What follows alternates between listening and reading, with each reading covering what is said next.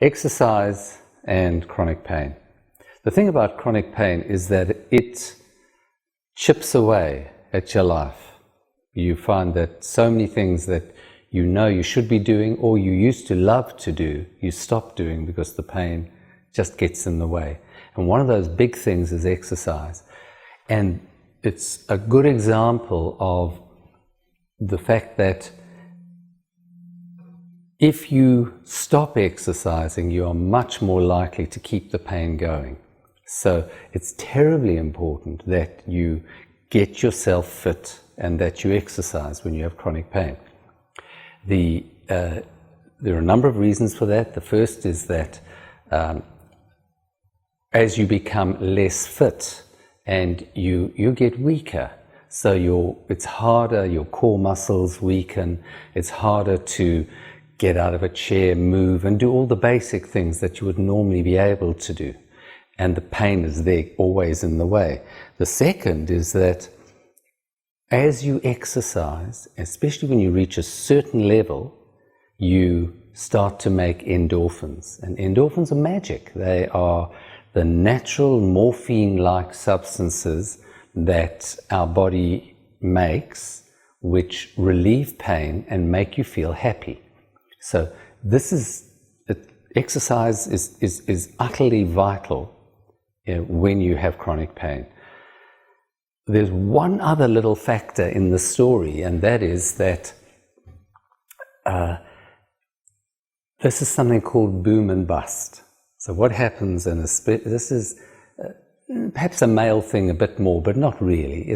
What happens is that you have this horrible pain, and then one day you feel great and you think yes, and then you've got your long list, or you decide yes, I'm going to go and do exercise, and then you decide, well, what did I used to do? Yes, I used to run 5 kilometers, so today's my day, I'm feeling great, and off you run 5 kilometers and you just blow everything to bits. You can't finish it, you get 3/4 of the way there, you have to ring your partner and say, pick me up, I'm in agony.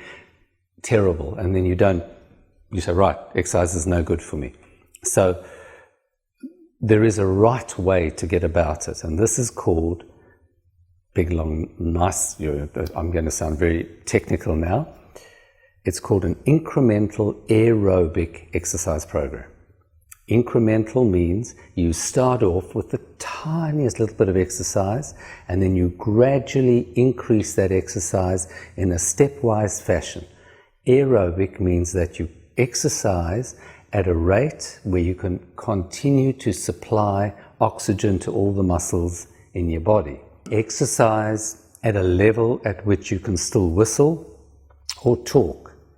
So, which brings in one other factor, and that is, it is much easier to set up this program with somebody else, or, as my story will show you, somebody else. I had a lovely patient who was a middle-aged woman who was overweight. She had chronic back pain and down into her left buttock, and she had these 2 very good reasons to exercise, and she'd never really been into exercise hugely. So we discussed what I'm talking about now. For you to lose weight, you actually have to burn up more calories. But if you exercise, you are going to not only burn up more calories, but make endorphins.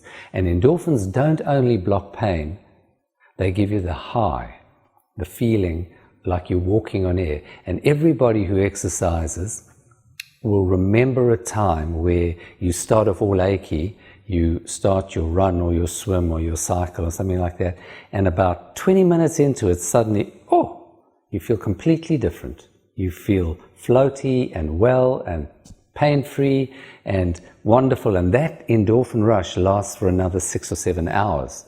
That's fabulous.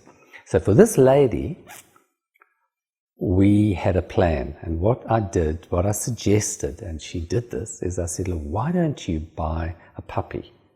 And so she did. She bought a puppy, and in the beginning, you're not going to do very much because the puppy can't go very far. But quite quickly, the puppy is going to need more and more exercise, and you will exercise with it. So that was the plan, and it worked wonderfully well. So she didn't buy a tiny little puppy. She bought a sort of 2 to 3 month old little dog, and she started the exercise program with her little dog. And she, as the dog got friskier and wanted longer walks, so she was able to, she carefully layered her exercise, and the dog brought her to task. Every morning, the dog was there looking at her, wagging his tail, because dogs are magnificent, saying, now's the time. Who cares if it's raining? Who cares? I don't mind. We're off. And then, of course, the dog would be incredibly happy. She would put a collar on the dog, and off they would go. And then slowly, over a period of months, her exercise increased, her pain reduced, and her weight reduced. And she was, after about 6 months, she was almost non-recognizable. So for her, this was the key. And this is the truth for everybody in this whole mix of chronic pain. There are certain things that are much more important for some people and harder to do. The hardest things are the things you need to do the most. And for her, exercise was utterly vital, but it needed to be done in this aerobic, stepped manner. And this made all the difference to her life and to her pain. Now, if you want to hear more stories like this, and in fact, more than that, if you want a beautifully structured and scientifically based program as to how to escape from chronic pain, go to lifeafterpain.com. Thank you.